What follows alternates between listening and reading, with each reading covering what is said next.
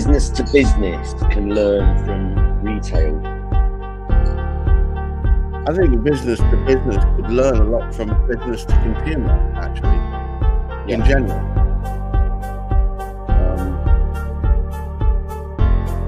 Just about the way in which you treat people. People buy from people. Bienvenue, welcome once again to another of my live streams. Today I'm joined, as per usual at these times, with my dear friend David Chernick. And of course, here's myself, Gareth Wax, of his many purple hats. David, what's grinding your gears today? Good, better, best. Oh, tell us more. It sounds like it's a thing, right? Now, some people will hear that and they'll go, yeah, I know what that is. And other people will go, hey, it sounds familiar. But I'll tell you how it came up. And it comes up. It's a regular thing. It's business to business salespeople who leave money on the table. Right. And, you know, we spend a lot of time in business to business sort of identifying needs.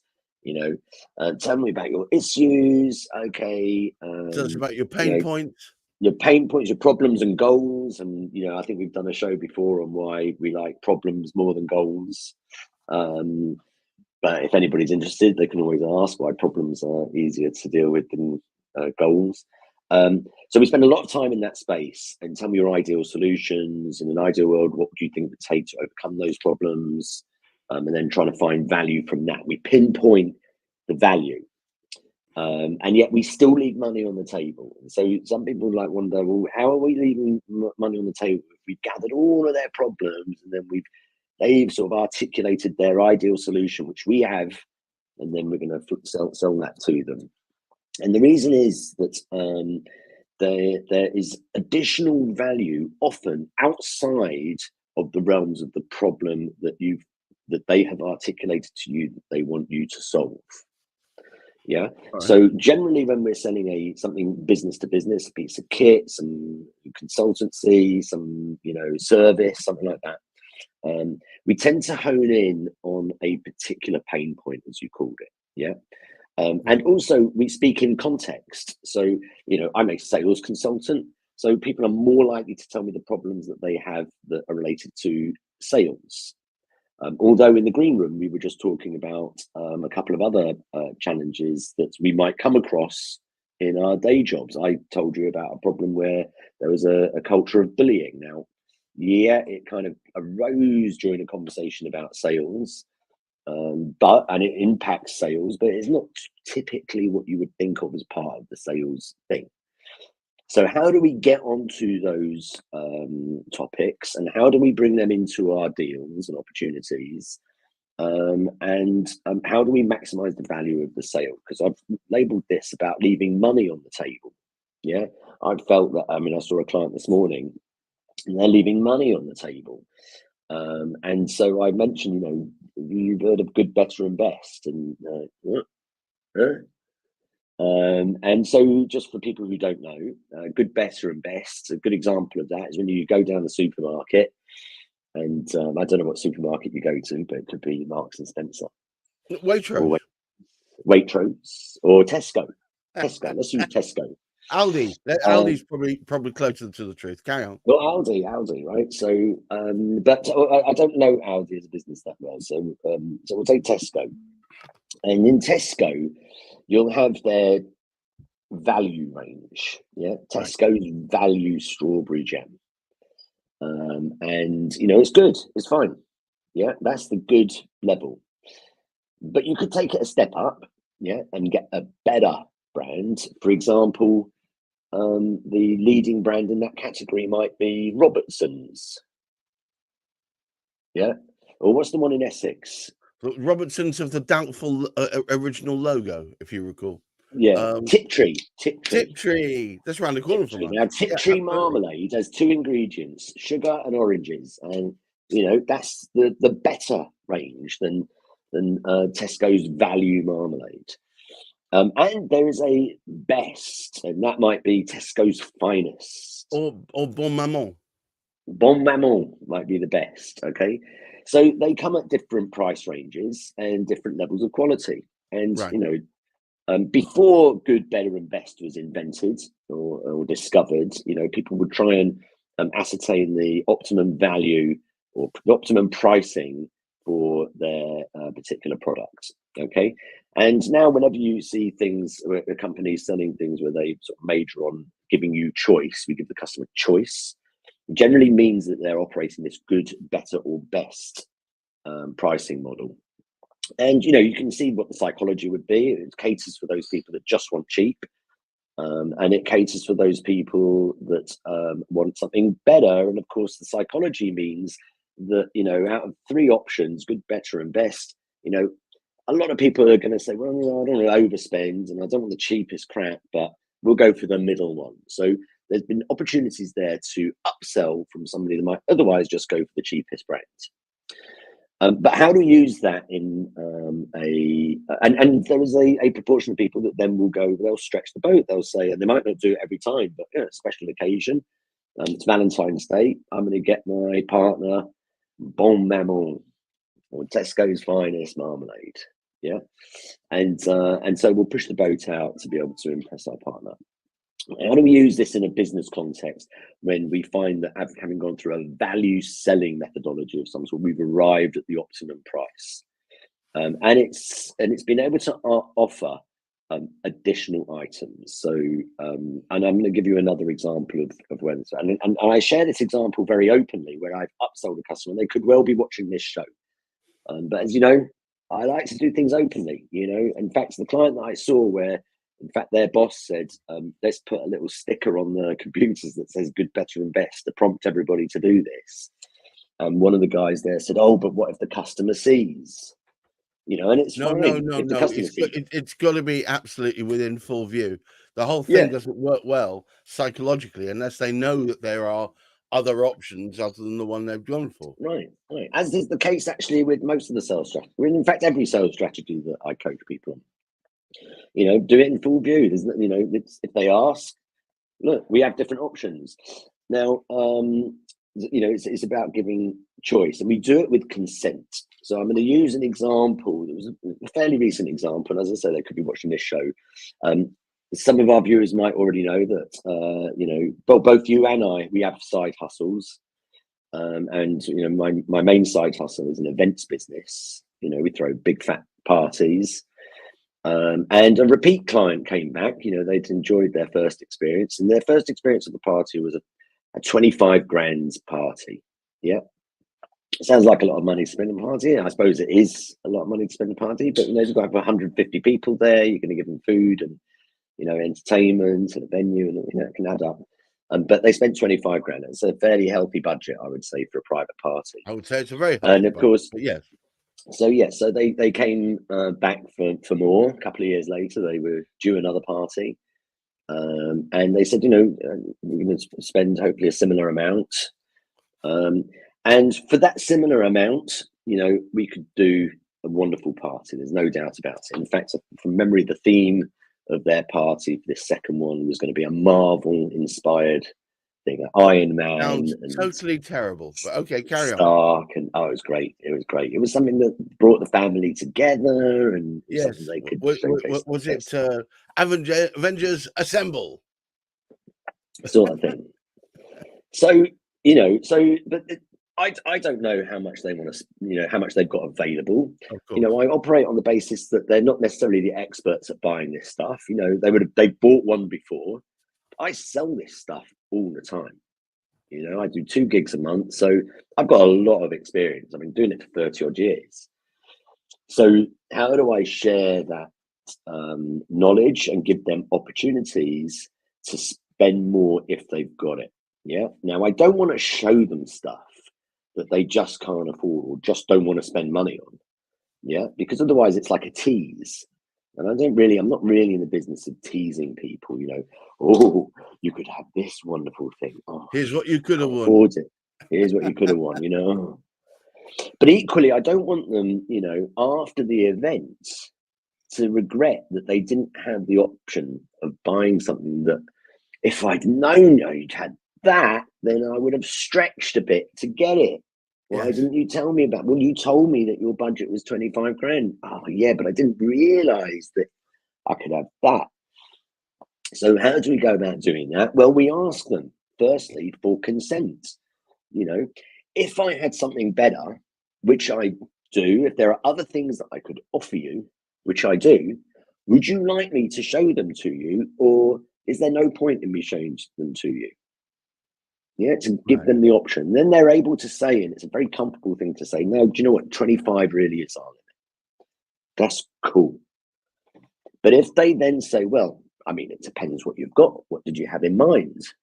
And I said, well, look, I can show you some of these other things, but at what level do you want me to show you? I mean, do you want me to show you things that are like a little bit more or a lot more? I mean, what can I show you? Totally extravagant. Yes, it's Or up totally to you. extravagant. Yeah. So, and again, they would say typically that's going to prompt them. Well, it depends what you've got. And at that point, then I can start, making some offers. And as a rule of thumb, and this is relevant to the events business. It might be different in your space, in your industry. But if they're going to spend 25 grand on a party, I might then be offering them a choice to see something, just to have a look if they were to spend about double. Yeah. Double. I Double. thought you were going to say 5 or 10 grand more. I don't know what they're going to. I mean, I literally have no idea. How would I know? How Right. would I know? Okay, so in this case, there is the 2D version, the 25 grand, which they will get an amazing gig. That's going to be 2D. We'll decorate the room, all themed and amazing, and it's just going to be fantastic.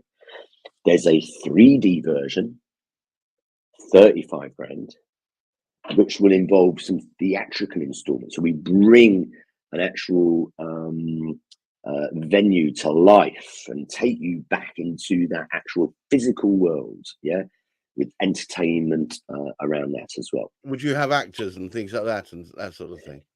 Now, that is the 4D version, right? With live action, actors and stuff like that.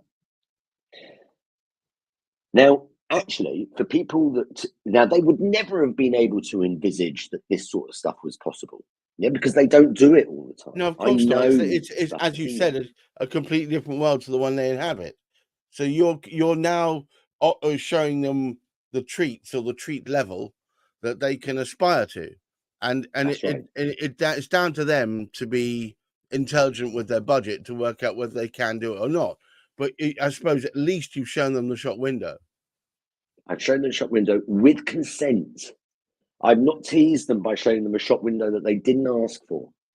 Right. Right. So they see the shop window. Now, in that particular case, they obviously, loved all of the stuff, but, they operate still within a budget. And they said to me, well, actually, we'd like to go somewhere between 3D and 4D. Is there something you could do about, the 40 grand mark, which is what they ended up doing? Okay. And it was an absolutely fantastic thing. It was a massive share for them to share with all of their universe of people, this wonderful experience, a unique experience for them. Share, not as in, do you believe in life after love? You're going to sing it to me. That was the first big example of auto-tune, which now permeates our music. Yes. No, it was the first ever commercial usage of it. Was it? Yeah. Well, I mean, it was a great song and they used it well, but these days people use auto-tune. We're going off on a tangent here, aren't we? We never do that. It's what marketing people do. They sort of find a new invention and then ruin it for everybody by overusing it. Hands up. Yeah, that's what we do. That's what we do. Yeah, we turned a nice letter into junk mail.